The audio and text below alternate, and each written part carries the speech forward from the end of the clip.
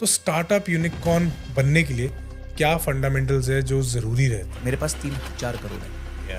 मेरे पास इस टाइम पे 500 करोड़ की एफडी रखी हुई है। मिडिल क्लास लोगों की अगर बात करें तो 25-30 हज़ार 50 हज़ार सैलरी उनकी रहती है जी। पर हर इंसान की हसरत होती है। सबसे मुश्किल जगह है आसान पैसा बनाने के। कईयों का सर गोल रिच होना होता है बहुत जल्दी। आपको लगता है कि कोई बटन दबाऊंगा तो ये हरा हो जाएगा और जैसे ही बेचूंगा तो लाल हो जाएगा, ऐसा नहीं होता है। SIP लोग कर रहे हैं जी। ठीक है जी।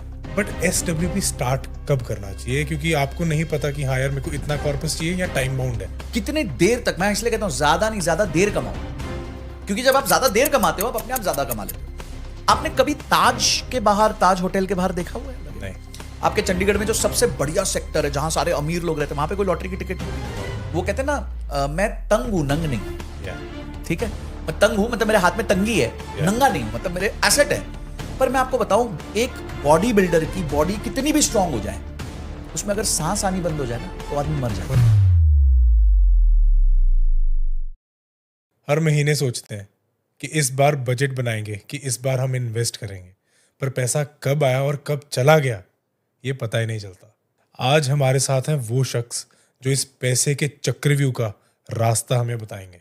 वो बताएंगे कि पैसा सिर्फ कमाया नहीं बल्कि बचाया भी जा सकता है, संभाला भी जा सकता है, कि आप अपनी EMI के दौरान इन्वेस्टमेंट भी कर सकते हैं, कि एक नॉर्मल मिडिल क्लास आदमी फाइनेंशियल फ्रीडम की उम्मीद कर सकता है।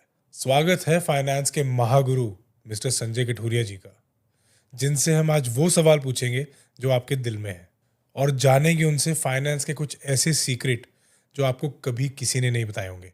तो अपने हेडफोन्स लगाओ, तैयार हो जाओ पैसों की इस कहानी को एक नए नजरिए से देखने के लिए।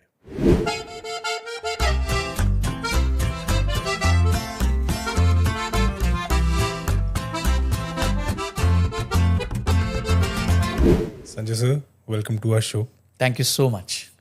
सर, हर इंसान की लाइफ में ना एक ऐसा वक्त आता है जब वो ये सोचता है कि यार अगर थोड़ा और पैसा होता तो जिंदगी कमाल हो जाती, थोड़ी बदल जाती है ना जी। बट क्या है, सैलरी आपकी जैसे बढ़ती है आपके खर्चे भी बढ़ते हैं और सेविंग हो नहीं पाती। ठीक है, this is the Indian way है ना, जहाँ पर आपके खर्चे बढ़ते रह रहे हैं बट सेविंग नहीं हो रही है ना। तो बेचारा इंसान इसी चीज पे रह जाता है कि यार सेविंग कैसे होगी। राइट। तो आज हम आपसे बहुत सारी बातें करेंगे जी। है ना, इन डेप्थ भी बातें करेंगे। बट सबसे पहले मैं आपसे ये पूछना चाहता हूँ, सर हाउ आर यू?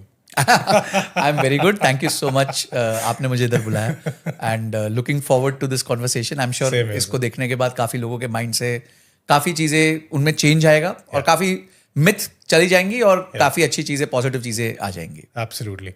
एक एग्जांपल से स्टार्ट करते हैं सर।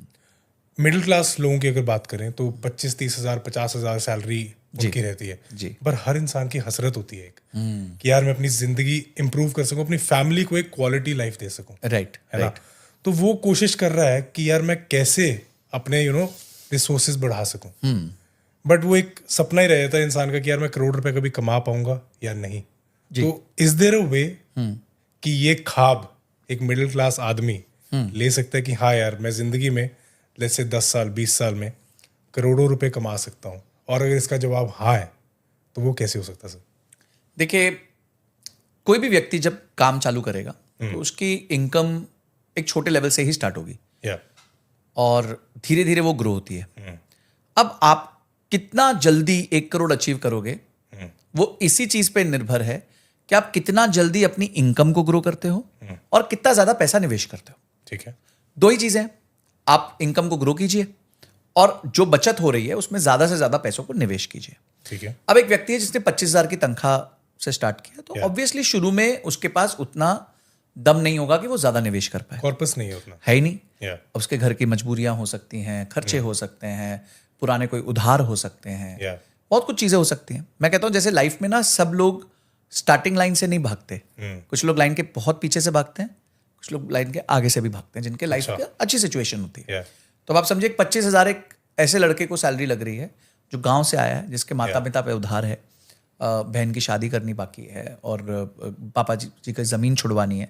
क्या उसकी जिंदगी उस आदमी से हम कंपेयर कर सकते हैं जो 25,000 शहर का लड़का है, जो अपने घर पे रहता है, माँ बाप बहुत अच्छे वेल टू डू फैमिली से हैं, उसका घर पे 1 रुपया खर्च नहीं हो रहा, वो 25,000 की जॉब में 10 लाख की गाड़ी में जा रहा है। तो इन दोनों की जिंदगी में बहुत अंतर है। उधर रिस्पॉन्सिबिलिटी है, यहाँ पर वो पैसा मेरा ही है। बिल्कुल, वो एंटाइटलमेंट है यहाँ पे। ठीक है, तो पूरा 25,000 शुद्ध घर में बचेगा, वहां 25,000 में ये सोचना पड़ेगा यार मैं पहले अपना 250-500 कैसे बचाऊं, मैं भी तो खाऊं। सो क्योंकि दोनों की स्टार्टिंग लाइन सेम नहीं है, तो दोनों के सिचुएशंस को कंपेयर करना ही गलत है। ठीक है, पर क्या एक व्यक्ति अपनी इनकम को तेजी से नहीं बढ़ा सकता? बिल्कुल बढ़ा सकता है। आपकी पूरी लाइफ इसी चीज पे निर्भर करने वाली है कि आप किस स्पीड से अपनी इनकम को बढ़ाएंगे और किस वॉल्यूम में सेविंग्स करेंगे और इन्वेस्टमेंट्स करेंगे। अगर कुछ लोग मैंने देखे हैं जो इनकम बहुत तेज बढ़ाते हैं पर खर्चों से डबल तेज बढ़ा लेते हैं। अच्छा, कि इनकम आ गया, हाँ तो चलो बढ़िया है, महीने की समझो साल के 10 लाख रुपए बढ़ गए तनख्वाह, या 5 लाख बढ़ गई, खर्चे 7 लाख से बढ़ गए। ठीक है, कोई काबू ही नहीं है। इसमें आई गेस क्रेडिट कार्ड का भी रोल है। क्रेडिट कार्ड का भी रोल है और मानसिकता का रोल है कि यार मेरे पास तो पैसे आ गए, मेरे पास तो पैसे आ गए, तो पहले खर्च कर देता हूं। ठीक है, वो you only live once YOLO. तो अब जो है दूसरे लोगों को मैंने देखा है कि खर्चों पे बड़े लगाम है पर इनकम बढ़ाना नहीं जानते। और तीसरे मैंने देखे हैं जो इनकम भी बढ़ाते रहते हैं, खर्चों पे नियंत्रण रखते हैं, वो लोग जो हैं वो लॉन्ग टर्म में करोड़पति बहुत आराम से बन सकते हैं। ऐसे भी हैं जिनके पास पैसा आ जाता है पर संभाल नहीं पाते। वही जो पहला कैटेगरी है कि आ गया, पहला कैटेगरी वही है कि वो संभाल ही नहीं पाते, उनको समझ नहीं आता करना क्या है। उनको बस ये समझ आता है कि पैसे आ गए तो एक आईफोन ले लेते हैं, चलो कोई महंगे कॉन्सर्ट पे चले जाते हैं, चलो बिजनेस क्लास की टिकट ले लेते हैं, चलो एक महंगी गाड़ी ले लेते हैं, ईएमआई बांध, वो ईएमआई पे ईएमआई बांधते रहते हैं जैसे जैसे इनकम बढ़ती है। तो ये 2-3 प्रकार के लोग होते हैं। आपको अगर करोड़पति बनना है कम इनकम से भी, तो आपको 2-3 चीजों का ध्यान रखना है। सबसे पहले आपकी इनकम सालाना मिनिमम 10% ग्रो होनी चाहिए। ओके, आप 25,000 से स्टार्ट करो, 20 से स्टार्ट करो, कोई प्रॉब्लम नहीं। ये सैलरीड क्लास के लिए भी, ये सैलरीड क्लास के लिए मैं बता रहा हूं। ठीक है, कि 20-25,000 से जो स्टार्ट कर रहा है उसकी इनकम सालाना 10% बढ़नी ही चाहिए। ओके, अगर नहीं बढ़ेगी तो वो इन्फ्लेशन को ही बीट नहीं कर पाएगा। राइट, पहली चीज। दूसरी चीज, शुरू में थोड़ा कॉस्ट को नियंत्रण में रखें और जितना पैसा हो सकता है निवेश करें, खर्चों को कम करें और इन्वेस्ट ज्यादा करें। ठीक है। तीसरी चीज, जब आप निवेश करते भी हैं तो म्यूचुअल फंड्स में तो करें जो भी आपकी चॉइस है, बट उसके अलावा अपने आप पे भी करें। वो कैसे? बहुत सारे लोग क्या करते हैं, वो सोचते हैं कि मैंने 22 साल पढ़ाई कर ली, मैंने बीकॉम कर ली, एमबीए कर ली, जो भी करना कर लिया, अब मुझे पढ़ने की जरूरत नहीं है। पर उनको ये रियलाइज नहीं होता कि अब पढ़ने की शुरुआत होगी आपकी। अच्छा, क्योंकि अभी तक तो आप पढ़ रहे थे, अब आपको जॉब के हिसाब से, मार्केट के हिसाब से, टाइमिंग के हिसाब से, अब अचानक से भाई एआई आया 2022 में, मैंने एमबीए पूरी की थी 2008 में, तो अब मैं ये तो नहीं बोल सकता ना कि भाई मेरे को पढ़ना ही नहीं है क्योंकि मैंने तो 2008 में पढ़ाई पूरी कर ली थी, अब एक नई पढ़ाई आ गई जी, तो मुझे अपने आप को अपस्किल करना पड़ेगा। चीजें बदल रही है ना, चीजें बहुत तेजी से बदल रही है। तो आपको अगर जिंदा रहना, आज तो हालत ये हो गई है कि एआई के बिना सर्वाइवल नहीं है, तो अगर आपको सर्वाइव करना और सर्वाइव करके थ्राइव करना है, यानी अच्छे पैसे भी कमाने, तो इट इज वेरी नेसेसरी कि आप अपने स्किल्स पे फोकस करें। अपनी आमदनी का कुछ हिस्सा, जैसे मैं 5% करता था, कुछ हिस्सा अपने स्किल्स को अपग्रेड करने में लगाए, तो कम सैलरी से भी पैसा बन सकता है। तेजी से इनकम बढ़ाई जाए, अपने स्किल्स पे फोकस किया जाए, खर्चों को शुरू में नियंत्रित किया जाए, अपने आप के ऊपर इन्वेस्ट किया जाए, कोर्सेज करें, सेमिनार्स में जाएं, लोगों से मिलें। तो ये रोड मैप अगर फॉलो किया जाए, तो मैं आपको बता रहा हूं, मजाक नहीं कर रहा हूं, एक व्यक्ति 20-25 हजार की तनख्वाह से चालू करके 25-30 साल में आराम से 7-8 करोड़ रुपए का कॉर्पस बना सकता है, आराम से बना सकता है। And that is possible how? That is possible how? पहले ना इसका एग्जांपल लेते हैं कि क्या ये पॉसिबल है। 25,000 में वो ऑफ कोर्स अपनी हेल्थ भी देख रहा है, बिल्कुल, परिवार भी देख रहा है ना, एंड अभी आपने स्किल सेट की बात करी तो उस पे भी इन्वेस्ट कर रहा है, बिल्कुल। बट वो फंड सही है, ये कैसे पहचाना जा सकता है? देखिए, जब भी आप म्यूचुअल फंड सिलेक्ट करते हैं तो स्टेप 1 है आपका गोल क्या है, ठीक है। स्टेप 2 है आप कितना रिस्क लेना चाहते हैं, राइट। स्टेप 3 है आप कितना रिटर्न्स एक्सपेक्ट कर रहे हैं, ओके। इसी फ्रेमवर्क के अराउंड आपको जो है अपना म्यूचुअल फंड सिलेक्ट करना है। इसका एक उदाहरण लेते हैं। गोल में आप यू मीन लॉन्ग टर्म खेलना चाहते हैं, शॉर्ट टर्म खेलना चाहते हैं? और उसमें गोल का मतलब क्या होता है, जैसे आप कहेंगे कि 5 साल बाद मुझे 10 लाख रुपए की गाड़ी चाहिए, ठीक है, तो ये गोल हो गया, ये गोल हो गया। अब आपको 60 मंथ्स का टाइम मिल गया, आपको 60 मंथ्स का एक एसआईपी करना है ताकि आप अपने गोल 10 लाख रुपए तक पहुंच सके। अब 5 साल जो है वो इक्विटी मार्केट्स के लिए बहुत छोटा टाइम माना जाता है। अच्छा। इक्विटी मार्केट्स में लॉन्ग टर्म का मतलब होता है 10 साल या उससे ज्यादा। तो मतलब अगर आपने एसआईपी करनी है तो 5 साल के लिए, तो 5 साल में आप प्योर इक्विटी में नहीं जा सकते, आप small cap, large cap, mid cap नहीं कर सकते। अच्छा। आप कर सकते हो हाइब्रिड फंड कर सकते हो, थोड़ा लार्ज कैप फंड कर सकते हो, इंडेक्स कर सकते हो, और उसमें भी जितना हो सके उतना डेट ज्यादा रख सकते हो क्योंकि रिस्क कम लेना है, आपके 5 ही साल का टाइम है। अब मैं इसका उदाहरण देता हूं आपको। मैंने एक म्यूचुअल फंड चालू किया 2016 अक्टूबर में। अब उसको मैंने जब स्टार्ट किया उसके 3.5 साल बाद मेरे रिटर्न 0% थे। अच्छा। मतलब जितने का एवरेज बाइंग था उतने का ही यूनिट चल रहा था। उसके बाद कोविड आ गया, उस टाइम 25% नीचे चला गया। अच्छा, मतलब इसको ब्रेक इवन करने में वापस या टोटल 4 साल लग गए। तो अगर आपने गोल 5 साल का बनाया और ऐसा कोई सिचुएशन हो गया तो वहीं आ जाओगे। तो आप वहीं आ जाओगे। तो ऐसा ना हो इसके लिए, अच्छा ये स्मॉल कैप फंड था, मेरे लिए 25 साल का फंड था, मेरे को फर्क ही नहीं पड़ता था। मैं तो और यूनिट्स खरीदो और यूनिट्स खरीदो वाला सिस्टम। मतलब अगर आपने एसआईपी का स्वाद चखना है हाँ, तो लंबा, बिल्कुल 10 साल मिनिमम 10 साल मिनिमम चाहिए। मिनिमम चाहिए। Right. 10-12 साल का अगर आपका होराइजन है तो आप फिर इक्विटी में अच्छे से म्यूचुअल फंड्स कर सकते हो। ओके, अब आपने वो कहा कि संजय मेरे को ना 25 साल बाद रिटायरमेंट करनी है, ये भी एक गोल है। अब रिटायरमेंट में मेरे कईयों का होता है ना, रिटायरमेंट फंड की तरह लेते हैं। यस, देखिए आपके रिटायरमेंट फंड्स बहुत सारे होते हैं, जैसे पीपीएफ है। या अब मेरे को आज तक एक बात नहीं समझ आई, पीपीएफ में आप 12,500 रुपए महीना डालते हो, 1.5 लाख रुपए की लिमिट है। उसका फंड पहली बार आपका एक्सपायर होता है 15 साल बाद। 15 साल तक तो आप उसको निकाल ही नहीं सकते, कुछ स्पेशल कंडीशंस में कुछ साल बाद लोन ले सकते हो आप उसमें। 15 साल बाद भी लोग उसमें 2-2 एक्सटेंशन कराते हैं 5-5 साल की, अच्छा, कि 15 साल हो गए जी, अब 5 साल और कर दो, 20 और 25 का। और 25 कर दो, और वहां रिटर्न मिलता है 7.1% per annum. Okay, equity market में अगर आप 25 साल पैसा डालो तो आपको मरे पिटे रोए गिरे 10-11% रिटर्न मिलेगा। आना ही आना है, इससे आता नीचे ही है, 25 साल है ना, 25 साल बहुत लंबी अवधि है। हाँ, बट ऑन एन एवरेज 15% कहते हैं कि आ देखिए जाती है। 15% 14 से पीछे आया, मैं कहूंगा कि शायद अब बेस इफेक्ट आ गया है, हो सकता है कैसी ग्रोथ हो गया हमें नहीं पता, मैं तो कहता हूँ 10-11% आ जाएगा, Okay. पर पीपीएफ से तो ज्यादा है। Absolutely. और 3% बहुत बड़ा नंबर होता है। आपको लगेगा क्या फर्क है 7% और 10% में? 25 साल में 7% और 10% में जमीन आसमान का फर्क हो जाता है। Right. तो मैं लोगों से यही कहता हूं कि पीपीएफ में अगर आप 15 साल, 20 साल, 25 साल वेट करने को तैयार हो तो भाई इक्विटी मार्केट्स ने क्या बुरा किया है, Yeah. उनके साथ भी वेट करो ना थोड़ा तो। पर वहां क्या है, पीपीएफ में ऐसे ग्राफ जाता है, हमारी स्टॉक मार्केट में ऐसे ऐसे ऐसे ऐसे ग्राफ Mutual जाता fund है। में हाँ, थोड़ा ऊपर नीचे हो सकता है। तो यहां पे आता है आप रिस्क कितना ले सकते हो। Yeah. आप मुझे बोलोगे कि जो सेकंड पॉइंट था, ये सेकंड पॉइंट था, स्ट्रक्चर का सेकंड Yeah. पॉइंट है। अब आप बोल दोगे संजय सर मेरे को ना मार्केट 20% नीचे गिरी, मेरा पोर्टफोलियो 20% नीचे गिरा, मेरे को कोई परवाह नहीं है, मुझे पता है मैं लंबे समय के लिए। तो आपके लिए small cap, mid cap, factor index fund, मतलब बेसिकली सिंपल लैंग्वेज में बात करो, झटका कितना ले सकते हाँ, आप झटका कितना ले सकते हो, बहुत सिंपल आपने पुट कर दिया, बहुत सिंपल कि झटका कितना ले सकते हो। 10% का ले सकते हो तो उस हिसाब से आपका पोर्टफोलियो बनेगा, 20% का ले सकते हो तो उस हिसाब से बनेगा, 0% का लेना है तो इक्विटी मार्केट्स को देखने की जरूरत देखने की नहीं है। जरूरत ही नहीं है। आप जाओ एफडी करो, बॉन्ड्स खरीदो, Safe गवर्नमेंट सिक्योरिटी और safe खरीदो हो जाओ। और सेफ हो जाओ, पीपीएफ करो। कोई देखिए, मैं इसको गलत नहीं कह रहा, मैं इसको कह रहा हूं कि फिर आप बोलो नहीं यार मेरे को रिस्क भी जीरो चाहिए और इक्विटी मार्केट का रिटर्न चाहिए, तो फिर ये दोगलापन नहीं चलेगा। सिंपल सी बात है। हाँ, आप जिगरा ये सेट रखो कर थोड़ा सकते हो, आप ये सेट कर सकते हो मेरा 10% से ज्यादा नहीं जाना चाहिए, Yeah. तो उस हिसाब से आपका एसेट एलोकेशन हो जाएगा। पर आप ये बोलो मेरा जीरो होगा तो सॉरी, इक्विटी में जीरो का कोई नंबर ही नहीं, नंबर ही नहीं होता। नंबर ही नहीं होता, कोई कम होगा कोई ज्यादा होगा। रेशियो भी होता है ना जी जी, ये थोड़ा सा एक्सप्लेन अगर आप कर सकते हैं। प्राइस टू अर्निंग रेशियो को थोड़ा सिंपल करता हूं मैं। मतलब लोगों को कैसे अंडरस्टैंडिंग हो सकती है, हाँ। फंड पहचानने में ये हेल्प करता है, बिल्कुल, वो चीज में बात। देखिए प्राइस टू अर्निंग रेशियो में इसका मतलब क्या होता है मैं आपको समझाता हूँ। जैसे आप एफडी करते हैं, या आपने 100 रुपए की एफडी करी, उस पर ब्याज मिला आपको लेट्स से 7 रुपीज का, या तो 7% इसका इंटरेस्ट रेट हो गया। पर आप ऐसे सोचिए कि अगर मैं इस इक्वेशन को उल्टा कर दूं, 100 को न्यूमरेटर में डाल दूं या और 7 को डिनोमिनेटर में डाल दूं, तो आंसर आएगा 14% नहीं टाइम्स। ठीक है, यानी कि आपको आपके 100 रुपए निकालने के लिए 14 साल लगेंगे।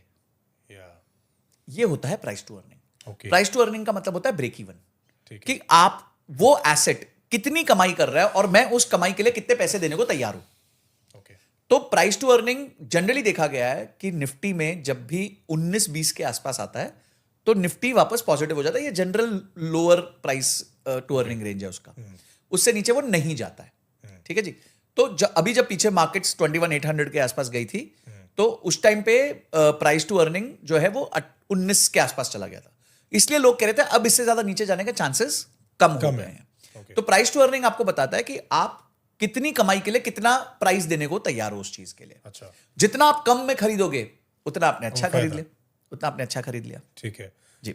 अब एक चीज और, क्योंकि एसआईपी की बात ही कर रहे हैं, लमसम पैसा डालना चाहिए या आपको एसआईपी ही करना चाहिए म्यूचुअल फंड में? ये हिस्टोरिकली प्रूवन है। अगर आपकी इन्वेस्टमेंट की अवधि 7-8 साल से ज्यादा की तो आप लमसम डाल सकते हैं, कोई प्रॉब्लम, ओके, कोई चक्कर नहीं है, कोई चक्कर नहीं है। पर अगर आपकी अवधि 2-3 साल की है, 4 साल की है, तो आप लमसम नहीं डाल सकते, थोड़ा थोड़ा डालो, फिर आपको धीरे धीरे डालना पड़ेगा। और वैसे भी 3-4 साल में तो आप इक्विटी में ज्यादा डाल ही नहीं सकते, आपको हाइब्रिड और डेट और इन सब में डालना पड़ेगा। एक सर आपके हमने काफी पॉडकास्ट में SWP का जिक्र सुना है।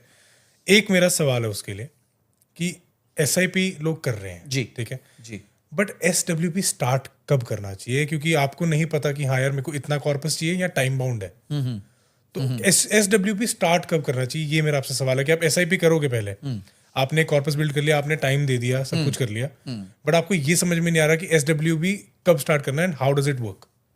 देखिए SWP मैंने इंट्रोड्यूस किया, Yeah. वैसे बहुत पहले का कॉन्सेप्ट है, पर मार्केट में पहली बार मैंने इस पे ज्यादा बात करी। और मैंने इस पे क्यों बात करी, क्योंकि मैं ये देख रहा था कि जितने लोग रिटायर हो रहे हैं सब लोग के पास अपना खुद का एक घर है और एक आधा घर या शॉप और है, ठीक है। उसमें क्या हुआ है कि अगर एक व्यक्ति के पास 2 करोड़ का घर है, एक में वो रह रहा है, एक 2 करोड़ का घर एक्स्ट्रा है, और ये लाइव केस स्टडी है क्योंकि हमने ये प्लानिंग करी थी एक लेडी के लिए। अब प्रॉब्लम क्या हो रही है कि वो 2 करोड़ के घर में उसको भाड़ा आ रहा है 12,000 रुपए। अच्छा ठीक है। अब 12,000 का भाड़ा है, कभी वो चढ़ता है कभी नहीं चढ़ता है, कभी कुछ घर में टूट जाता है, प्रॉब्लम हो जाती है। लेडी 55-60 साल की हो गई है, उसके लिए भाड़ोतरी सोचता है कि यार मैं इसका कैसे आर्म ट्विस्ट कर दूं, बुढ़ी औरत है, ऐसा है वैसा है। तो मैंने देखा कि बहुत बड़ी पीड़ा है। अच्छा, इसका एक सोल्यूशन है रिवर्स मॉर्गेज। रिवर्स मॉर्गेज का मतलब ये होता है कि आप अपना घर बैंक को देते हो। पहले क्या होता है, आप लेते हो घर आपके लिए लोन देता है बैंक, उसे हम मॉर्गेज कहते हैं। रिवर्स मॉर्गेज है कि अब आपने अपना घर दे दिया और बैंक से उधार ले लिया, ठीक है। बैंक अब आपको उल्टा आपका घर ले लेता है और जिस दिन आप जाओगे वो घर बेच के अपना ड्यू निकाल लेगा और बचा हुआ पैसा आपके बच्चों को दे देगा। अच्छा। तो जिसे रिवर्स मॉर्गेज, वो भी SWP है एक तरीके की, ठीक है। तो मैंने ये डिजाइन किया कि भाई आपको अगर ऐसा करना ही है तो आप फंड्स में डाल दो पैसा, और आप जो विड्रॉ कर रहे हो उसका रेट 5% के आसपास रखो। अच्छा। अब 2 करोड़ टोटल वैल्यू जो आपने इन्वेस्ट किया उसका 5% साल का, महीने का साल का, ठीक है। तो 2 करोड़ रुपए में अगर आप रेंट लेते हो तो रेंट आपको मिलता है 2%, तो यानी 2 करोड़ में आपको मिल गया कितना, 4 लाख रुपए, ठीक है। पर यही 2 करोड़ में जब आप 5% लेते हो तो आपको बन गया 10 लाख रुपए। बट आई गेस 4%, 4 लाख भी नहीं आता इतना रेट। हाँ, आता ही नहीं है। मैं तो बहुत अच्छा का एग्जांपल ले रहा हूं। मैंने आपको बोला 12,000 रुपए मिल रहे हैं उनको, तो प्लस सरदर्द अलग। अब यहां क्या है, आपने एक SWP डिजाइन कर लिया, आप 5% विड्रॉ कर रहे हो, मतलब आप साल का 5 लाख विड्रॉ कर रहे हो, 10 लाख विड्रॉ कर रहे हो, 10 लाख विड्रॉ, 2 करोड़ पे 10 लाख, 2 करोड़ सॉरी, ठीक है। अब वो 2 करोड़ पे पहले आप 12,000 रुपए यानी कि 1.5 लाख रुपए के आसपास विड्रॉ कर रहे थे, ठीक है, ठीक है। तो यहां तो पहले ही आपने बहुत बड़ा गेन कर लिया, बट जनरली आप अगर अच्छा इन्वेस्टमेंट करते हो तो आपका कॉर्पस 10-11% से बढ़ेगा, ठीक है। आप उसमें से आपने 5% निकाला तो 5% जो बढ़ा वो वापस आपके प्रिंसिपल में जुड़ जाएगा, तो अगले साल आपका प्रिंसिपल 2 करोड़ नहीं होगा, 2 करोड़ 10 लाख होगा, ठीक है। फिर से आपने उसमें से 10 लाख निकाला, पर अगले साल आपका कॉर्पस बढ़ के 2 करोड़ 22 लाख हो जाएगा, फिर 2 करोड़ ऐसे, तो आपका कॉर्पस भी बढ़ता रहेगा और आप ज्यादा पैसा भी निकाल सकते हो, लाइक अपनी लाइफ लीड करनी भी शुरू कर सकते हो, एंजॉय भी कर सकते हो, यस, और आपका कॉर्पस भी बढ़ता रहेगा। इसके लिए स्ट्रेटजीज होती हैं, it is not as simple as I am saying, उसमें थोड़ा डिजाइन करना पड़ता है, मैं वेल एंड बकेट स्ट्रेटजी कहते हैं उसको। पर इससे एक व्यक्ति, एक लेडी जो एक घर से भाड़ा कलेक्ट करती, परेशान होती, स्ट्रेस में रहती, अनसर्टेनिटी होता कि मेरे को कब भाड़ा आएगा, किसी महीने वो कह सकता है भाई मेरे पास तो जॉब नहीं है, मेरे पास पैसे नहीं है, ठीक है, आंटी कल दूंगा, बाद में दूंगा, गायब हो गए, ठीक है, आप भागे जा रहे हो, ये सब स्ट्रेस से उनको बचा लिया। आपने 28 तारीख की SWP डाली, 28 तारीख को आपके अकाउंट में पैसे आ गए।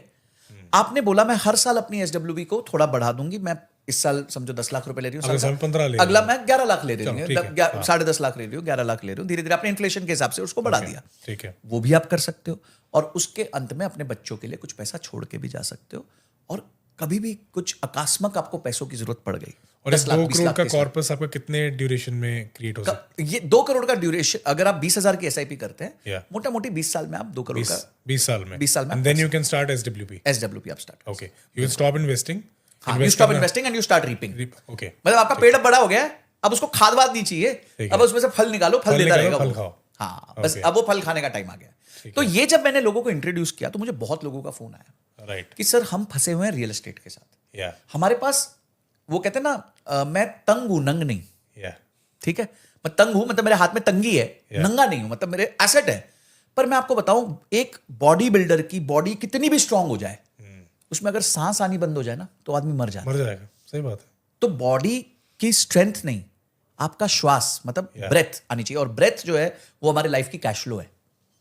अगर आपका कैश फ्लो बंद हो गया तो आपके पास 100 करोड़ का एसेट है, वो मिट्टी है जी, कोई वैल्यू नहीं है उस एसेट की। आपने भी रियल एस्टेट की बात करी सर, एक्चुअल में जो नोशन जनरली बाहर जाता है, सर्विस क्लास बैकग्राउंड की अगर बात करूं, तो वंस दे रिटायर या पैसा किसी तरीके से इकट्ठा हो जाता है ना, the first thing they want to do is कि यार हम अपना घर खरीद लें, है ना। तो उस चीज के लिए भी कोई गाइडेंस है कि घर खरीदना चाहिए या आपको उसको इन्वेस्ट करके, जैसे अगर आपने 50 लाख रुपए आपको कॉर्पस मिल गया, आपको रिटायरमेंट फंड मिल गया, even if you are not doing SIP, ठीक है, आपको अब पता लगा है एसआईपी के बारे में, आपको फंड आ गया, आपने 50 लाख का सीधा घर ले लिया, बट कई लोग ऐसा सोचते हैं कि 50 लाख का मैं 5 करोड़ कैसे करूं। तो सही कह रहे हैं। क्या अप्रोच लेनी चाहिए इस चीज में? देखिए, ये ना बहुत लाइफ सिचुएशंस पे डिपेंड करता है। Yeah. फाइनेंस में ना हमारा पर्सनल फाइनेंस कहते हैं हम, तो इस वर्ड में ना पर्सनल ज्यादा इंपॉर्टेंट है, फाइनेंस कम इंपॉर्टेंट है। ओके, पर्सनल मतलब आपकी स्थिति अलग है, मेरी स्थिति अलग है, ठीक है वो तो जी? सबकी सबकी अलग स्थिति है, अलग सबकी है। अलग रहेगी। अब एक व्यक्ति है जो रिटायर होके जिसके पास 50 लाख है, वो जिंदगी के उसके आखिरी 50 लाख है, ठीक है, बड़ी मुश्किल वो से, सोच ऐसे ही रहा ना। हाँ, गवर्नमेंट जॉब करके बहुत मुश्किल से उसने बेचारे ने 50 लाख रुपए इकट्ठे करे, कुछ पीपीएफ, या तो मैं इसमें घर खरीदूंगा या बच्चे की शादी हाँ। करूंगा। तो अब आप सोचिए, अगर उससे वो घर खरीद लेगा तो उसका कैश फ्लो कहां से आएगा? Yeah. घर चलेगा कैसे? Yeah. पर यही अगर वो रेंट पे रह लेगा तो 50 लाख के ब्याज से ही वो अपनी जिंदगी निकाल सकेगा, छोटे खर्चे करके। तो मेरा लोगों को यही जो रहता है कि आप अपनी परिस्थिति को समझो। Yeah. आप ये डिसीजन मत लो क्योंकि सोसाइटी कहती है या मेरे पापा कहते हैं या मेरी मम्मी कहती है कि घर ले लो। आप अपनी पर्सनल परिस्थिति समझो कि मैं जो है, क्या मैं इस पैसे को बेटर उपयोग कर सकता हूं? क्या इसके बाद मुझे और पैसा आने वाला है या मेरा आखिरी पैसा है? भाई मैं तो रिटायर हो चुका हूं, मेरे पास और कोई सोर्स नहीं है इनकम का। तो इस पैसे से फिर एसडब्ल्यूपी करो ना, इस पैसे से फिर पैसा निकालना चालू करो। भाई 50 लाख में भी आप महीने के 25-30 हजार आराम से निकाल सकते हो। Yeah. But is there a right age for SIP? Usually जो SWP SIP के लिए पूछ अच्छा, रहा हूं। ओके, क्योंकि SIP लॉन्ग टर्म के लिए होता है, जी, जैसे आपने भी बताया। जी। तो जो लोग इस नोशन में जो 50 की एज क्रॉस कर चुके हैं, 60 की एज क्रॉस कर चुके हैं, वो लोग ये सोचते हैं कि यार अब हम SIP क्यों करें, है ना। तो उनके लिए SIP इज गुड और नॉट? देखिए, वापस SIP माध्यम है। Yeah. गोल क्या है? पहला क्वेश्चन ये, अगर कोई व्यक्ति आज 60 साल का है तो मैं पहली बात तो ये अज्यूम करना चाहूंगा कि उसने लाइफ में कुछ तो क्रिएट किया होगा। Yeah, चाहे कुछ एफडी क्रिएट कर लियो, पर एफडी कुछ तो क्रिएट किया होगा। Yeah. अब उसका SIP करने का मतलब ही नहीं है, क्योंकि अगर उसकी इनकम बंद हो चुकी है तो वो SIP तब आप करते हो जब आपके पास कंसिस्टेंट इनकम होती है। Yeah. भाई मेरे पास महीने के 50,000 रुपए आ रहे हैं, मैं 15,000 रुपए की SIP कर SIP रहा कर हूं। रहा हूं। वो 50,000 बंद, ये 15,000 की SIP बंद। आप ये SIP करते रहते हो ताकि कुछ कॉर्पस क्रिएट हो जाए, और कॉर्पस से फिर आप धीरे धीरे SWP करते हो। पर एक व्यक्ति आज 40 साल का है Yeah. और आज तक उसमें इन्वेस्टमेंट नहीं करी, उसको आज समझ आई यार ये तो मैं लेट हो गया, मेरे को इन्वेस्टमेंट करनी है। तो आज अगर वो इन्वेस्टमेंट करता है तो 60 साल की उम्र तक वो रिटायर हो सकता है, उसके पास 20 साल का समय है। आज से अगर वो 20,000 रुपए महीना भी करे तो 60 साल की उम्र में उसके पास अच्छा खासा 1.5-2 करोड़ का कॉर्पस इकट्ठा हो जाएगा, जिससे बाद में वो आराम से 1-1.5 लाख रुपए निकाले, कोई चक्कर नहीं। So this is how you have to think around goals. मैं बता रहा हूँ, लोग मुझसे आके पूछते हैं अनिरुद्ध जी की which is the best mutual fund to invest, है ना, सब लोग ये पूछते हैं। मैं बेस्ट नहीं कहता, मैं कहता हूँ what is the right mutual fund to invest. उससे पहले आपको आंसर करना है आपका गोल क्या है। गोल क्या है? अगर आपका गोल 5 साल में है तो मैं स्मॉल कैप नहीं बोल सकता। कईयों का सर गोल रिच होना होता है बहुत जल्दी, and what they do is they don't have knowledge, stock market में घुस जाएंगे जी, है ना।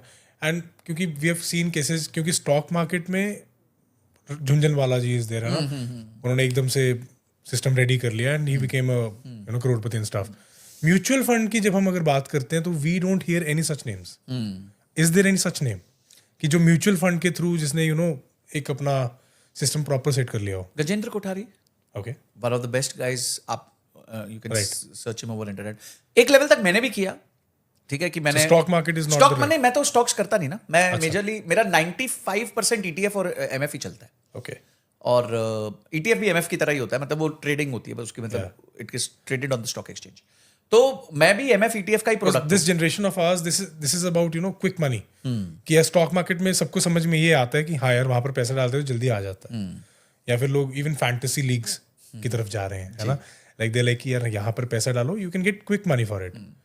एंड आई गेस कहीं ना कहीं बेटिंग भी इस चीज में, अभी IPL चल रही है, बिल्कुल, तो बेटिंग का भी कहीं ना कहीं सुनने को आती चीज है कि यार दिस साउंड्स फिक्स्ड, बिल्कुल, है ना। So do you think Dream 11 is playing a part in encouraging people towards it or other fantasy leagues? पहला क्वेश्चन आंसर करता हूं कि stock market is the most difficult place to make easy money.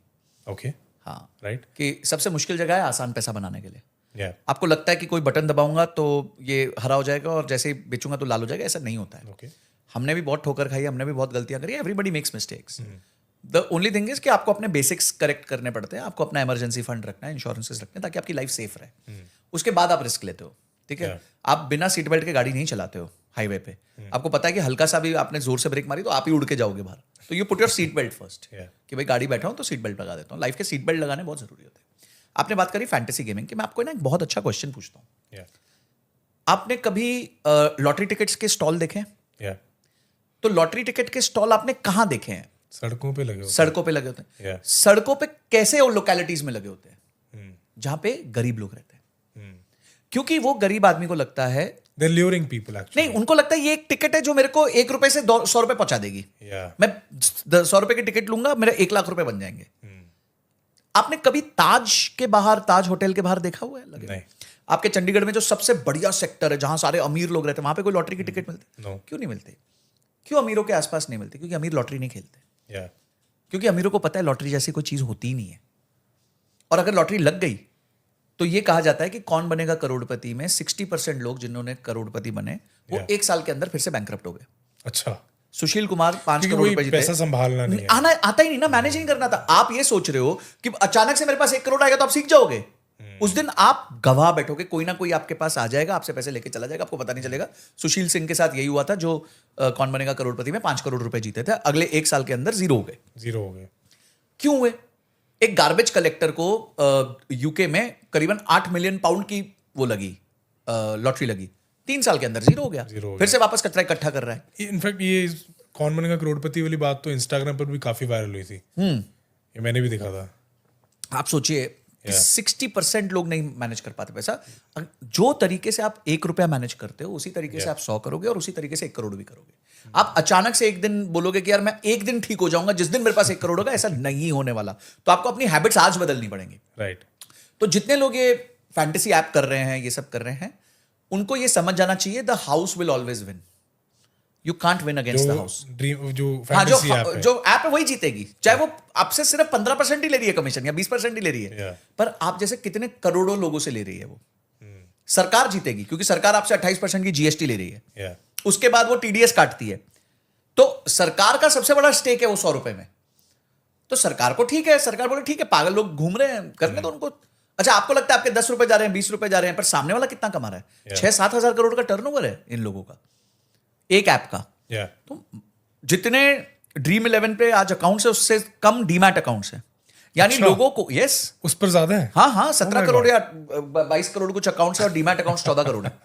आप सोचो, यानी कि people have more faith on winning through a lottery than Than winning through- through a long term investing. Mutual fund और anything. Oh my god. वो भैया नहीं हमको तीसरा। एक दिन क्या हुआ, मैं फ्यूचर्स एंड ऑप्शंस, मैं ऑप्शंस में ट्रेड करता हूँ, काफी लोगों को पता होगा, मैं Yeah. ऑप्शन सेलिंग करता हूँ।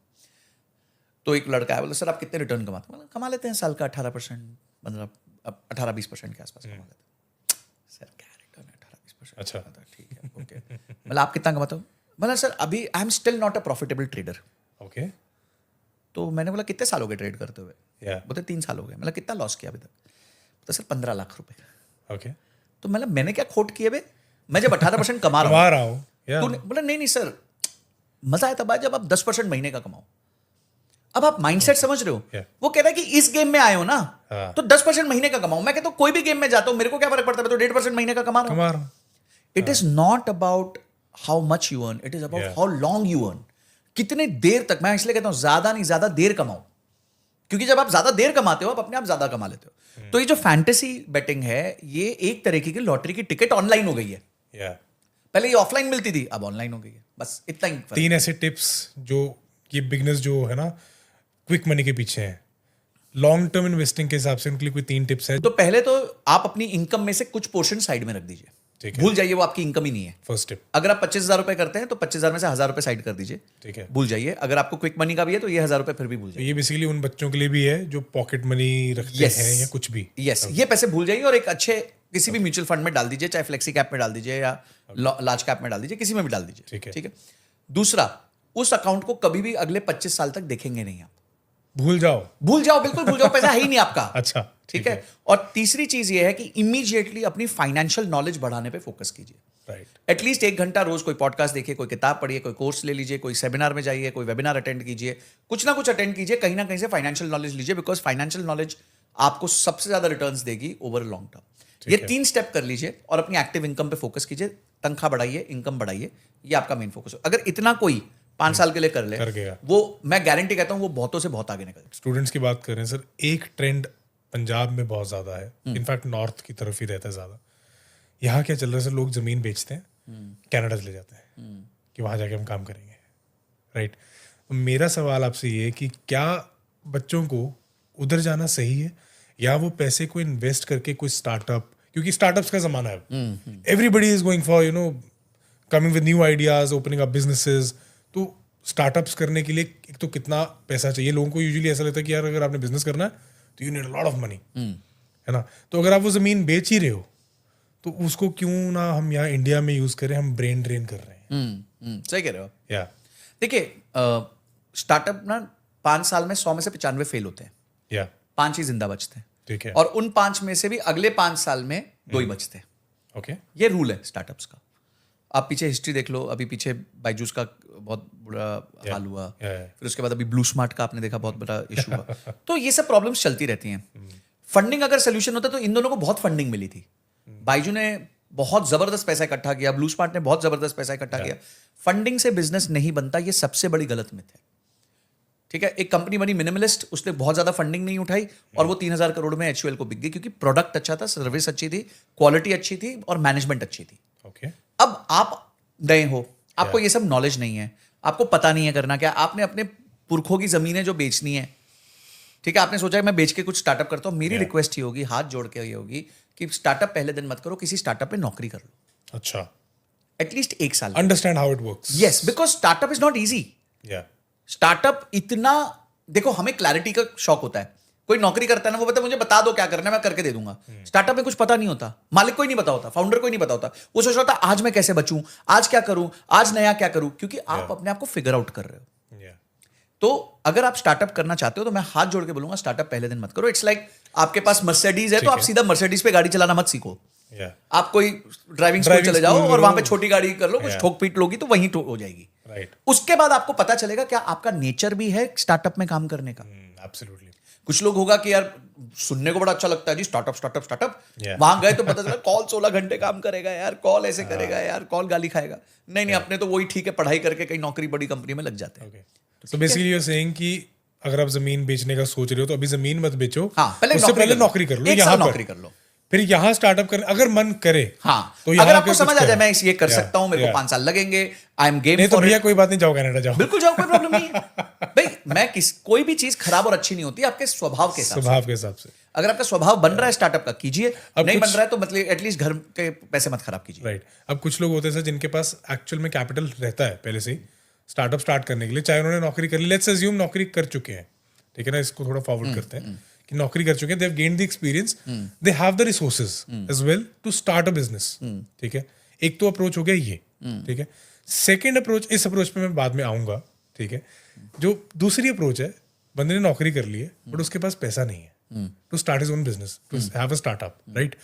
सो आपने फंडिंग की भी बात करी पीछे, है ना, तो इनिशियल फंडिंग के लिए क्या सही तरीका है, ये मेरा आपसे सवाल है। इनिशियल फंडिंग के लिए FFF, ओके, फ्रेंड्स, फैमिली, फूल्स, यही 3 होते हैं। ओके, फूल्स मतलब कोई आपकी बात मान गया, अच्छा, ठीक है, आपने वो कहते हैं ना किसी को आके चिपका दिया तो चिपका दिया। फ्रेंड्स आपके दोस्त लोग हो गए, फैमिली आपकी फैमिली हो गई, इसके अलावा आपको फंडिंग शुरू में कहीं नहीं मिलती। सरकार की कुछ स्कीमें चलती हैं, आप अगर उनमें एलिजिबल होते हो तो ठीक है, पर मैं आपको एक बात फिर से बोलूंगा और सबको बोलूंगा, फंडिंग से बिजनेस नहीं बनता।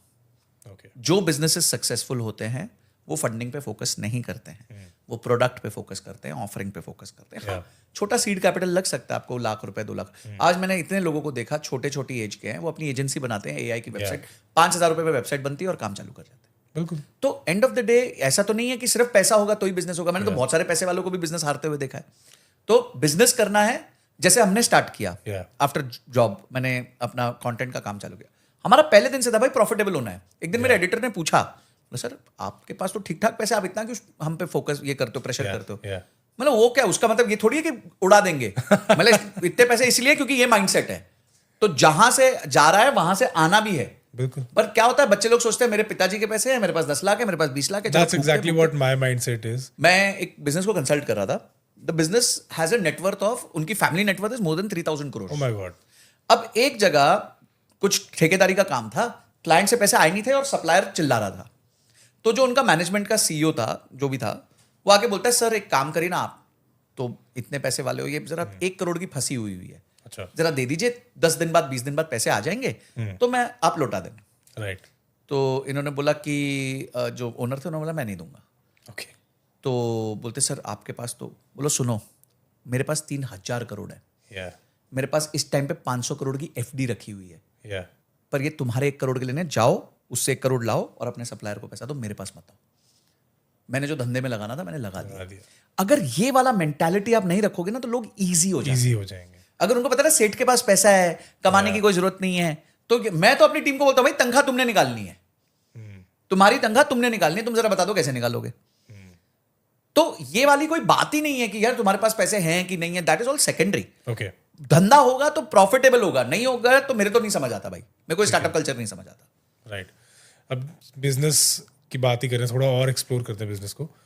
जिन्होंने बिजनेस बना लिया सर, या स्टार्टअप स्टार्ट कर लिया, फंडिंग हो गया, सब कुछ हो गया, हर बिजनेस ओनर का एक वो रहता है कि यार मुझे स्टार्टअप यूनिकॉर्न बनना है ना, everybody wants to be there, you know, be on the top. बिल्कुल। तो स्टार्टअप यूनिकॉर्न बनने के लिए क्या फंडामेंटल्स है जो जरूरी रहते हैं? बहुत अच्छा क्वेश्चन है। Yeah. देखिए, यूनिकॉर्न मतलब बड़ा, कि सोच तो लिया, हाँ, पर वो होगा कैसे? बता दो।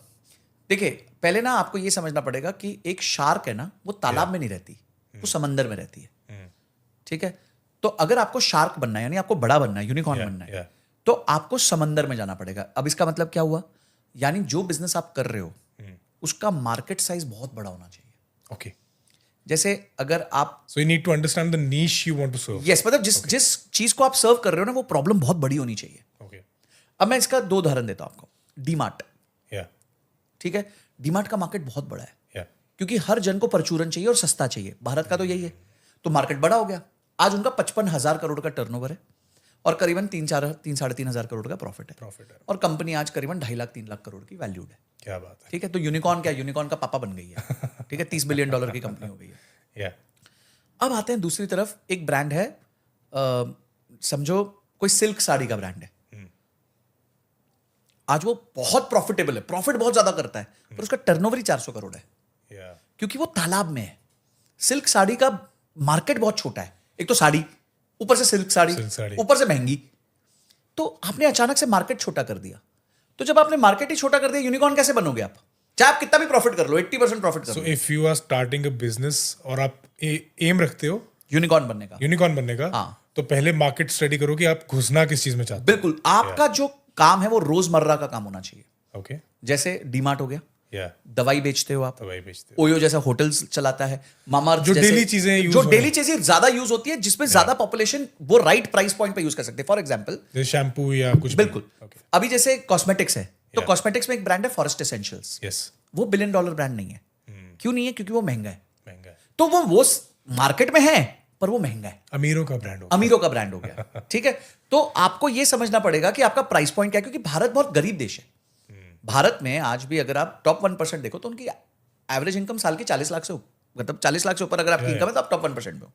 तो एक व्यक्ति अगर वो फुसफुस 5,000 रुपए 4,000 रुपए का लेता है, तो वो बहुत कम ऐसे लोग होंगे जो ले सकते हैं। तो टर्नओवर बढ़ ही नहीं सकता ज्यादा तेजी से। इसको हम कहते हैं 100 करोड़ चैज़म। ऐसे ब्रांड्स जहां महंगा प्रोडक्ट होता है, मार्जिन ज्यादा होता है, पर उसमें वॉल्यूम नहीं होती, उसको हम कहते हैं 100 करोड़ चैज़म, यानी कि 100 करोड़ 200 करोड़ के आसपास इनका रेवेन्यू होता है, उसके बाद ये मर जाते हैं। पर यही डीमार्ट जैसी कंपनी 55,000 करोड़ का रेवेन्यू करती है, जोमेटो जैसी कंपनी 50,000 करोड़ का रेवेन्यू करती है। ऐसी सारी कंपनीज जो है वो जबरदस्त रेवेन्यूज करती है। मामाअर्थ खुद मेरे हिसाब से आप 3-3.5 करोड़ के आसपास का रेवेन्यू कर रही है। तब आप जाके $1 बिलियन कंपनी बनती है। तो सबसे पहले आपको $1 बिलियन आपके पास वो मार्केट होना So you need to have a $1 billion idea first. चाहिए। You need to have be in a $1 billion market. Okay. मतलब वो मार्केट साइज बहुत बड़ा होना चाहिए, ठीक है। कभी खत्म ही ना हो। अभी डीमार्ट अगले 5,000 स्टोर भी खोलेगा ना, तब भी कोई फर्क तभी नहीं फर्क पड़ता। नहीं, क्योंकि वो चीज लोगों को चाहिए। चाहिए, रोज चाहिए। You're serving a need, yes, not serving a want. Everyday need. Yeah, everyday need. आपको चावल भी खाने हैं, दाल भी खानी Yeah. है, चीनी भी खानी है, वो दे रहा है और वो भी सस्ता दे रहा है। Yeah. अब दूसरा चीज आता है, सिर्फ मार्केट में होने से फायदा नहीं होता, आपके पास आपके प्रोडक्ट में कुछ डिफरेंशिएशन होना चाहिए। Okay. जैसे डीमार्ट के पास कॉस्ट का एडवांटेज है। Yeah. आज हालत ये है कि जो छोटे किराने की दुकान है वो डीमार्ट से खरीदते हैं ओके, और अपनी दुकान पे रखते हैं। यहाँ बेच रहे हैं। हाँ, क्योंकि वो डिस्ट्रीब्यूटर के पास जा ही नहीं पाते। या तो वो सोचते कौन मगमग करेगा, मैं जाता हूँ डीमार्ट से 35 रुपए की चीनी लेता हूँ, 38 में बेच दूंगा। राइट, ठीक है, तो उसने अपना प्राइस इतना कम कम कर कर दिया दिया है, कि वो किसी और रिटेलर के भी काम में काम आ सकता है, तो उसकी मार्केट बढ़ गई, उसका साइज बढ़ गया मार्केट का। Yeah. तो आपको ये देखना है आपका कॉम्पिटिटिव एडवांटेज क्या है। क्या आप कॉस्ट पे खेलने वाले हो, क्या आप क्वालिटी पे खेलने वाले हो, क्या आप ऐसा कुछ ला रहे हो जो आज तक कभी आया नहीं आया है। नहीं है। आप ये सोचो कि मैं उसको एग्जैक्ट कॉपी कर लूंगा और कुछ एडवांटेज नहीं रखूंगा तो काम नहीं बनने वाला आपका, तो फिर आपका कुछ नहीं हो सकता। ठीक है, तो ये आपका दूसरी चीज है कि आपका कंपेटिटिव एडवांटेज क्या है। ठीक है। Third, Yeah. आपने सिस्टम्स एंड प्रोसेसेस कैसे क्रिएट किया। आप लाला जी हो, घर में टूटी टूटी ऑफिस में तो भी आपको फोन आ रहा है, ठीक है, ट्रक फंस गया तो भी आपको फोन आ रहा है, या आपने सिस्टम्स बनाए, आपके पास टीम है, मैन पावर है, सॉफ्टवेयर है, सब कुछ है, लाला जी को फोन ही नहीं आता जी, वो तो बिजी, वो तो मस्त घूम रहे हैं। या ठीक है, ये तीसरी चीज हो गई। चौथा, so basically your team has to be very your strong. SOPs team structure has to be very good. So मतलब if you want to be a unicorn you have to have a strong team. भाई आप समझो, अगर एक company में team नहीं है Yeah. और एक इन्वेस्टर इन्वेस्ट करना चाहता है, Yeah. तो कल को ओनर की सटक गई, बोला यार मेरा तो मन नहीं कर रहा काम करने को, तो बिजनेस जीरो। तो ये तो ओनर ड्रिवन बिजनेस हो गया। सो एम्प्लॉइज को भी खुश रखो और एम्प्लॉइज उनसे- को खुश रखना है, क्योंकि सीईओ लाना हमने है। पीछे कुछ न्यूज भी आई थी कि पता नहीं किसी कंपनी ने दिवाली पे अपने जो टॉप 5 एम्प्लॉइज थे उनको गाड़ियां गिफ्ट करी थी। बहुत लोग करते हैं। So that is a good initiative you should take. Absolutely. See, end of the day आप इतना बड़ा लेवरेज कैसे क्रिएट कर रहे हो। Yeah. आप तो शायद 2 लाख रुपए महीना कमाते, पर ये इतने सारे लोग मिल गए तो आप आज 20 करोड़ रुपए महीना कमा रहे हो। Yeah. तो एटलीस्ट उनको ऑनर करो, रिस्पेक्ट करो, टीम्स क्रिएट करो। Teamwork, आज हाँ। डीमार्ट के जो सीईओ थे, वो 20 साल से जो उनके सीईओ हैं, उन्होंने बहुत वैल्यू क्रिएट करी, उनको कंपनी में 3% शेयर है। अब आप सोचो 3 लाख करोड़ का 3% 9,000 करोड़ होता बहुत हो है। गया। एक एम्प्लॉय के पास 9,000 करोड़ के शेयर्स हैं। My God. ठीक है, तो एंड ऑफ द डे पर उन्होंने भी तो 3 लाख करोड़ की वैल्यू डिलीवर की ना। या या उन्होंने भी तो कंपनी को उस लेवल तक लेके गए। तो आई थिंक आपको फिर सिस्टम्स एंड प्रोसेस पे फोकस करना चाहिए, and then continuous improvement, growth, reporting, structures, ये सब क्रिएट करिए, तो कहीं जाके आप उस रेस में दौड़ सकते हैं यूनिकॉर्न वाली में। Right sir. तो ये एक ये स्ट्रक्चर है, बेसिक फंडामेंटल्स हैं जो आपको यूनिकॉर्न बना सकते पकड़ हैं। के रखने हैं। बिल्कुल, तो आप अगर आपका सबसे पहला इंपॉर्टेंट पॉइंट तो ये है कि आपकी मार्केट यस, जो है वो सही होनी जरूरी है, अदरवाइज आप यूनिकॉर्न नहीं बन सकते। बिल्कुल, क्योंकि जब साइज आप अगर तालाब में कितने भी अच्छे हो जाओ, या तो आप शार्क थोड़ी बन सकते हो, आप बड़ी मछली बन सकते हो, शार्क नहीं बन सकते फिर आप। मार्केट सही चूज करो। यस, मार्केट से चूज। राइट, लेट्स अज्यूम एक इंसान है, ही इज मैरिड, ठीक है, he is earning let's say 1 lakh a month for his family, nuclear family, ठीक है। What should his economics look like? कितना सेव करना चाहिए, कितना इन्वेस्ट करना चाहिए, हेल्थ केयर पर आपको इंश्योरेंस कितना करना चाहिए, क्योंकि लोग इंश्योरेंस भूल जाते हैं, है ना। ये 3-4 चीजें जो है, अगर आप ये एक ब्रेक डाउन अगर दे सकते हैं तो I think our audience will understand and have clarity on it. तो सबसे पहले 1 लाख रुपए एक अच्छा इनकम है। Yeah. First of all it's a good income. अब तो टैक्स फ्री हो गया 1 लाख रुपए, Yeah. तो पूरा ही घर पे आने वाला है। तो मुझे लगता है इसमें से एटलीस्ट आपको 20% इन्वेस्टमेंट के लिए अलग से साइड कर तो 20,000 आप साइड कर दो। अब आपके पास बचे जी 80,000 रुपए। okay. 80,000 रुपए में आपका मैं खर्चा मानता हूँ कि करीबन 50,000 रुपए बनेगा। आप फैमिली के साथ हैं, आपका रेंट जा रहा है, 15-20 हज़ार हो सकता है आपका रेंट चला जाएगा, फिर घूमना फिरना ये वो सब, स्कूल फीस एंड और स्कूल फीस ये सब हो गया, तो आप 50,000 रुपए तो ईजिली मान लीजिए। ठीक है। अब आपके पास बचे 50 + 20 चला गया है 70, अब 30,000 बचा। अब 30,000 जो बच रहा है आपका, उसमें से आपको क्या करना है, उसमें सबसे पहले आपको अपना इमरजेंसी फंड क्रिएट करना है। What should it look like? हाँ, तो इमरजेंसी फंड जो है, अगर आपका 50,000 का महीने का खर्चा है, Yeah. तो मिनिमम 3-3.5 लाख रुपए, 3 लाख रुपए तो आपके पास 6 महीने का होना चाहिए। होना चाहिए। तो 3 लाख रुपए की आपके पास एक FD होनी चाहिए। ओके, ठीक है, ये जो इमरजेंसी फंड है इसको कोई म्यूचुअल फंड में नहीं डालना है, अच्छा। ये प्योर FD में डालना है, क्योंकि इसका काम ही इमरजेंसी में काम आना है। तो हर पैसे को मतलब अगर optimize नहीं नौकरी करना। से आप निकाले गए तो ये काम में आ बिल्कुल। जाए। देखिए मैं आपको बताता हूँ, लाइफ में ना 3 रिस्क है, सिर्फ 3 ही रिस्क है। किसी की आमदनी खत्म हो सकती है, किसी की हेल्थ खराब हो सकती है, और किसी की जान जा सकती है। Yeah. इसके अलावा कोई रिस्क है ही नहीं। अगर किसी की आमदनी खत्म हो गई तो उसके लिए उसके पास इमरजेंसी फंड होना चाहिए। होना चाहिए। किसी की हेल्थ खराब हो गई तो उसके पास हेल्थ इंश्योरेंस होना चाहिए, और किसी की खुदा ना खास्ता जीवन चला गया तो उसके परिवार के लिए लाइफ इंश्योरेंस। उसके पास एक इतनी इंश्योरेंस होनी चाहिए कि उसके परिवार इसके बाद जो है आराम से जी सके। ठीक है, अब मैं तीनों को ब्रेक डाउन करता हूं Yeah. स्ट्रक्चर के साथ। Yes. सबसे पहले है इमरजेंसी फंड।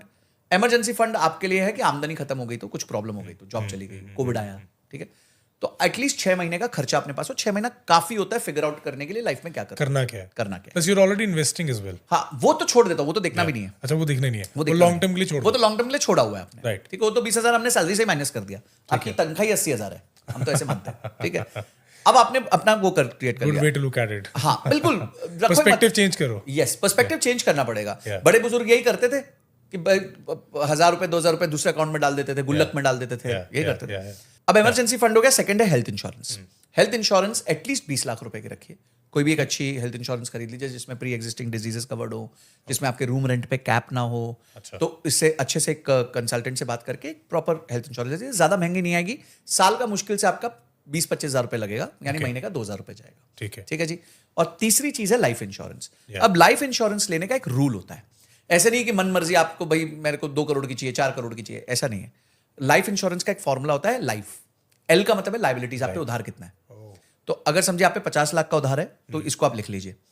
आई, अगर आज आपको कुछ हो जाए तो आपको कितने समय के लिए अपने फैमिली के लिए कितनी इनकम चाहिए। तो आप कह सकते हो मेरे जाने के बाद मेरी फैमिली के पास 10 साल के लिए 10 लाख रुपए साल का होना चाहिए। Okay. यानी 1 करोड़ रुपए होना चाहिए। तो 50 लाख का लोन, 1 करोड़ की इनकम। एफ मतलब फ्यूचर गोल्स, कि मैं जाऊंगा तो मेरे बच्चों के लिए 50 लाख रुपए पढ़ाई के लिए भी चाहिए। ठीक है जी। और ई मतलब इमरजेंसी फंड, वो तो आपका ऑलरेडी है। तो इन तीनों को जब आप जोड़ते हैं तो आपका अमाउंट आ जाता है 2 करोड़ रुपए। ओके। तो अब आपके पास एक 2 करोड़ की लाइफ इंश्योरेंस होनी चाहिए। ठीक है। और ये हम पर मंथ कितना एक्सपेंडिचर में कर ये तो सकते हैं? 2 करोड़ तो आप आराम से महीने का मुश्किल से 1,000 रुपया। अच्छा। हाँ, 1,000 रुपए में आपका काम हो जाना चाहिए। राइट। कि 1,000 रुपए में आपकी 2 करोड़ की, तो आप समझिए 3,000 रुपए आप साइड रख लीजिए अपनी लाइफ के इंश्योरेंसेस, ये हेल्थ इंश्योरेंस और लाइफ तो इंश्योरेंस। 20% आपका इन्वेस्टमेंट के लिए हो गया। हाँ, और जो कि हमने देखना ही नहीं है। बिल्कुल देख रहा है। ठीक है। इमरजेंसी फंड हो गया आपका 3 लाख रुपए। 3 लाख रुपया। हाँ। 6 महीने के हिसाब से। बिल्कुल। ठीक है।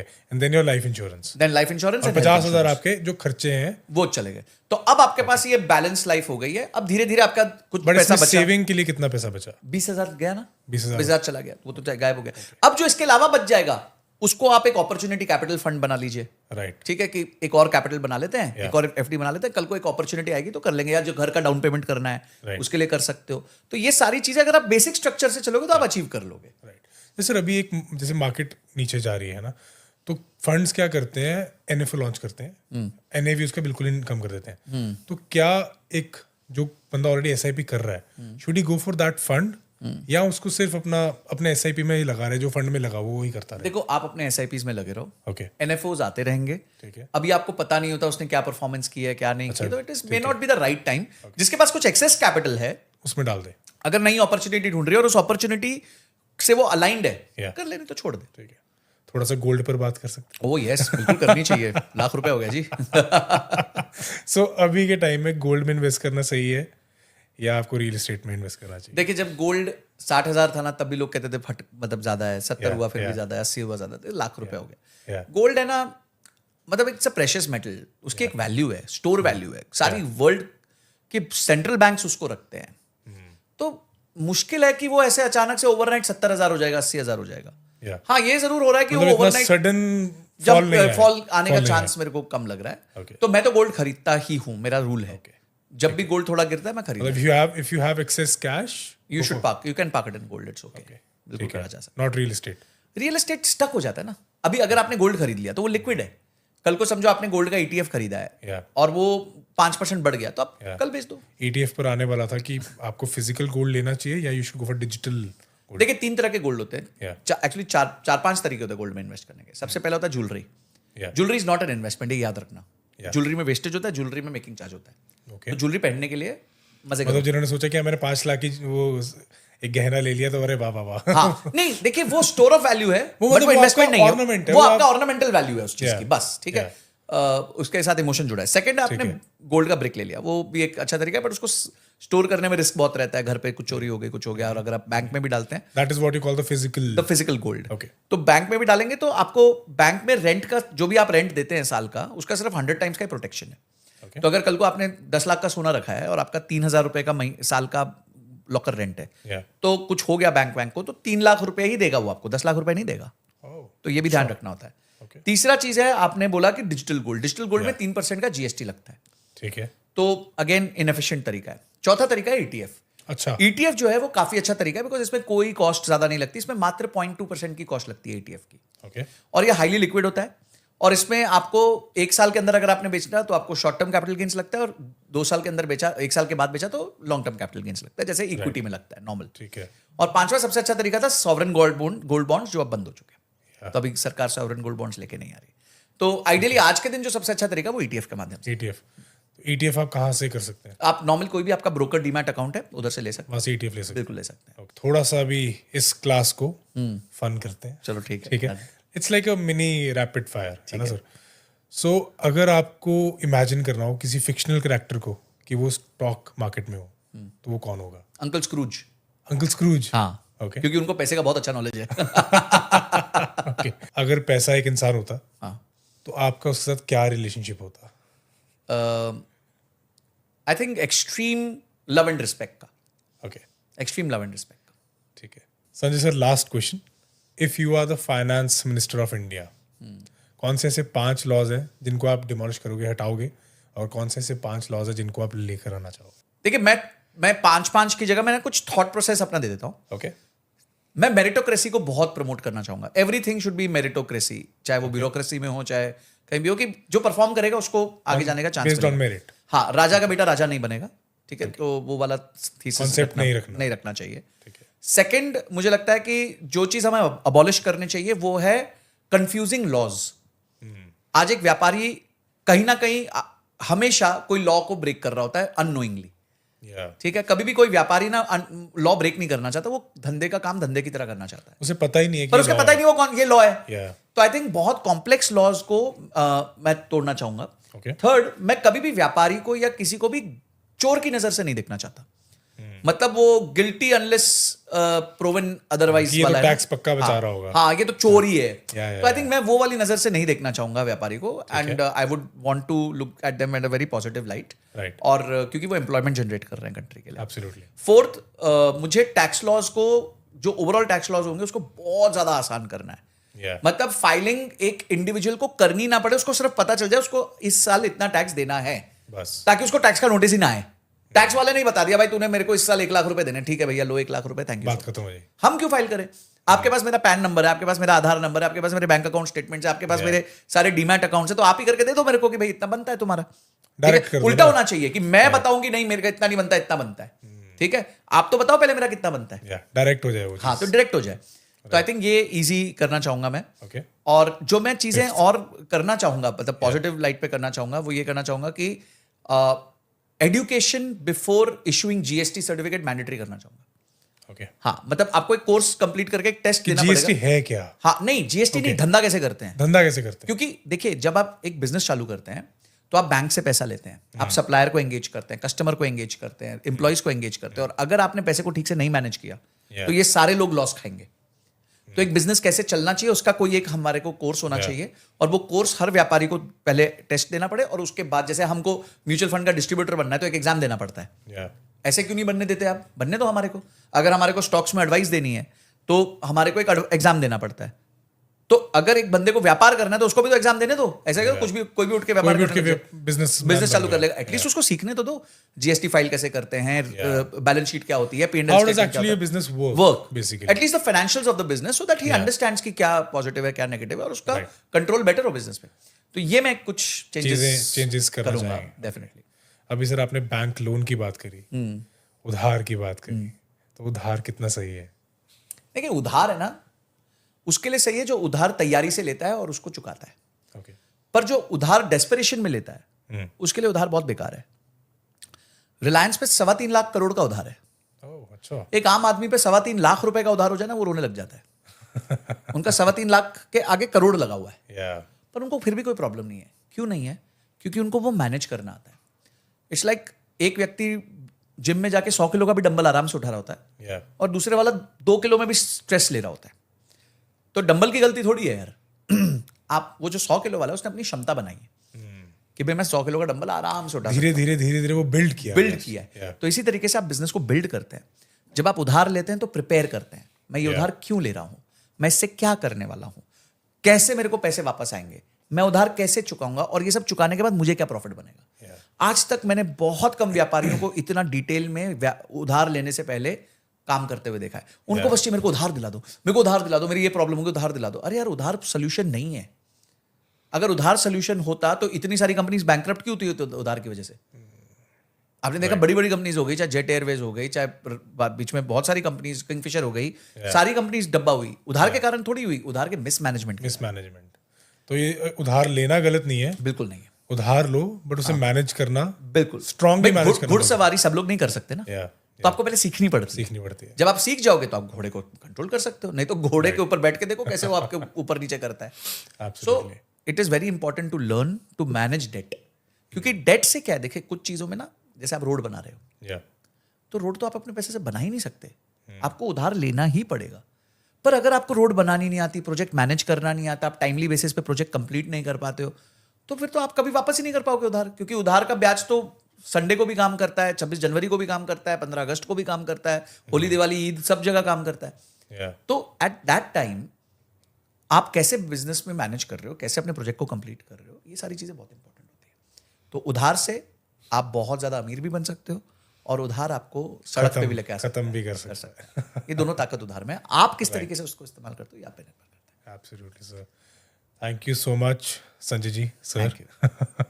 बहुत मज़ा आया and thank you for your insights. Thank you. आज मुझे फाइनेंस को लेके मुझे खुद बहुत सारी चीज़ें समझ में आई है, एंड आई होप कि लोगों को भी एक नया पर्सपेक्टिव, क्योंकि ऑलरेडी आपको काफ़ी देख चुके हैं वो जी, कुछ नया उन्हें भी आपसे सुनने को मिला होगा। Thank you so much for sparing time sir. Thank you so much, और मेरे को बहुत अच्छा लगा आपके यहाँ आके। I have a very positive vibe and I am sure इस एपिसोड से बहुत फायदा होगा। और आप लोग को क्या टॉप 3 लर्निंग्स मिले कमेंट सेक्शन में जरूर बताएं। Definitely, that is a must. और अगर आप क्या कहते हैं बहुत सारे क्वेश्चंस लिखेंगे तो हम एक और सेशन कर लेंगे। Definitely, why not, for sure. Thank you so much. Thank you so much sir, thank you. तो दोस्तों, आज का पॉडकास्ट यहीं खत्म होता है, बट अभी फाइनेंशियल जर्नी तो शुरू हुई है। मिस्टर संजय कठुरिया जी ने आज हमें सिंपल वर्ड्स में ये समझाया कि पैसा सिर्फ नंबर्स नहीं, माइंडसेट का भी गेम है।